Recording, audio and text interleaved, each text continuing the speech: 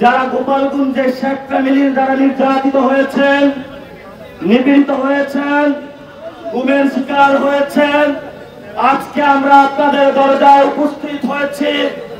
আমরা একটি নতুন বাংলাদেশ গঠনের জন্য জুলাই পদযাত্রার ডাক দিয়েছি। একটি নতুন বাংলাদেশ গঠনের জন্য আমরা একটি রাজনৈতিক দল গঠন করেছি।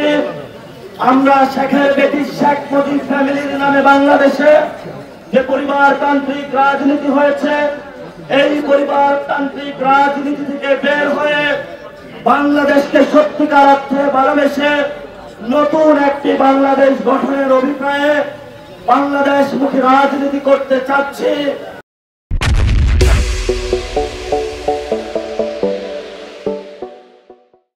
আপনারা আমাদের সাথে থাকবেন।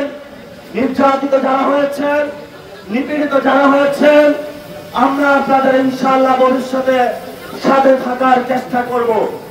দ্বিতীয়ত যে বিষয়টি, বাংলাদেশের বর্তমান পরিস্থিতিতে বগুড়া এবং গোপালগঞ্জ দুইটি বড় বড় রাজনৈতিক ক্ষেত্রে বড় অবদানের ক্ষেত্রে যেমন তাদের রয়েছে, বৈষম্যের ক্ষেত্রেও তাদের নাম রয়েছে। দুইটি দল এই দুইটি জেলাকে ব্যবহার করেছে। আমরা কোন ব্যক্তির রাজনীতি করতে চাই না। আমরা বগুড়ার রাজনীতিও করতে চাই না, আমরা ফেনীর রাজনীতি করতে চাই না, আমরা গোপালগঞ্জের রাজনীতি করতে চাই না। আমরা সত্যিকার অর্থে বাংলাদেশের রাজনীতি করতে চাই।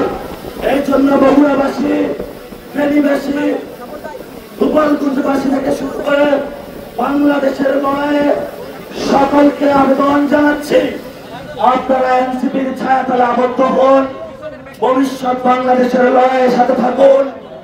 এই তরুণ যুবা যারা একত্রিত হয়েছে, তাদের ঐক্যবদ্ধ লড়াইয়ে সাহসী প্রেরণা যোগদান করুন। 5 তারিখে যেভাবে আপনারা ঐক্যবদ্ধভাবে ছিলেন, ভবিষ্যতেও থাকবেন। এই আহ্বান শেষ করে আমি আমার বক্তব্য শেষ করছি। তবে সাথে যোগ করছি, আমাদের এখানে হামলা হয়েছে, পুলিশ নির্ভীক আকারে দাঁড়িয়েছিল। যখন হয়েছে তখন পুলিশ এসেছিল। এই ড্রামাগুলো আমরা হাসিনা বলে দেখেছি, সে একই ড্রামা পুলিশ থেকে আমরা এখন দেখতে পাচ্ছি।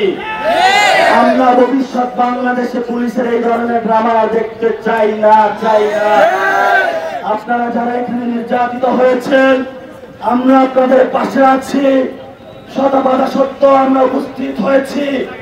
আপনারা মেরুদণ্ড করে সোজা করে থাকবেন, আমরা আপনাদের পাশে থাকবো ইনশাআল্লাহ।